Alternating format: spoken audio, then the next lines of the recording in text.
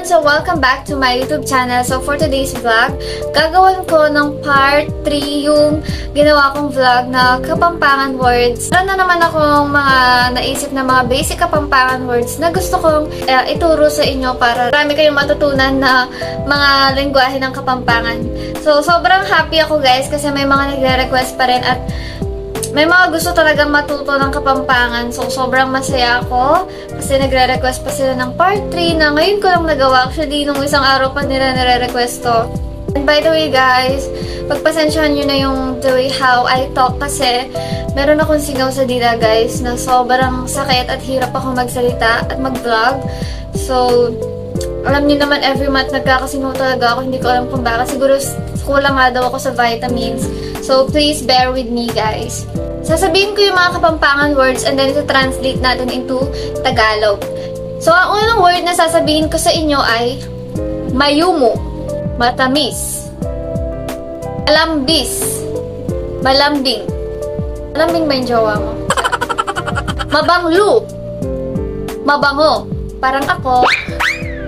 Matuling, maitim, paglolol, ligawan, bage, bagay, tayo, mapamiru, mapagbiro, matbud, marupok, masigan, malakas, ang tama ko sa'yo, malaut, malayo, mataloti, matatutin, mataras, mataray, uy, hindi ako mataray terak, sayaw, obra, trabaho, masigla, maingay, matako, matakaw, magaslo, malikot, sabo, sabaw, maplas, mahapdi, maskup, masikip, matwa, matanda, manabo, mahulog,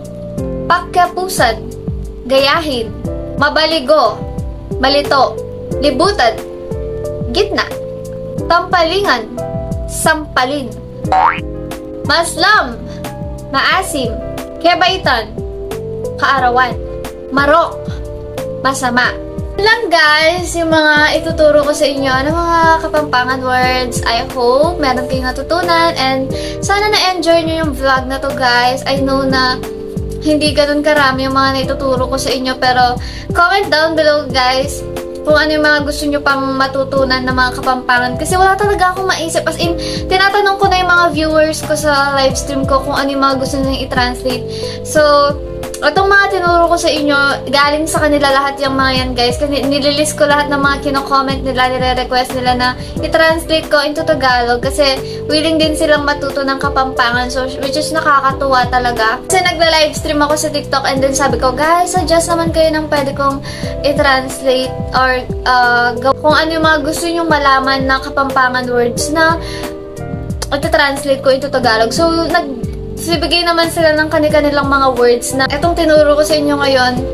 Ayan, so sana mapanood nila to. So I'm sure na papanoorin nila to. At guys, please wag kayong ma-hesitate na mag-comment sa baba at babasahin ko yan. Kung may mga request kayo na gusto nyong ipa-translate sa akin into Tagalog, gagawin natin yan ng part 4 kung gugustuhin nyo lang. So lang naman guys, kasi yung ibang mga Kapampangan words is hindi na nila kailangan anuhin sa Tagalog, i-translate sa Tagalog kasi may pagkakaparehas yung Kapampangan at Tagalog ng ibang mga words.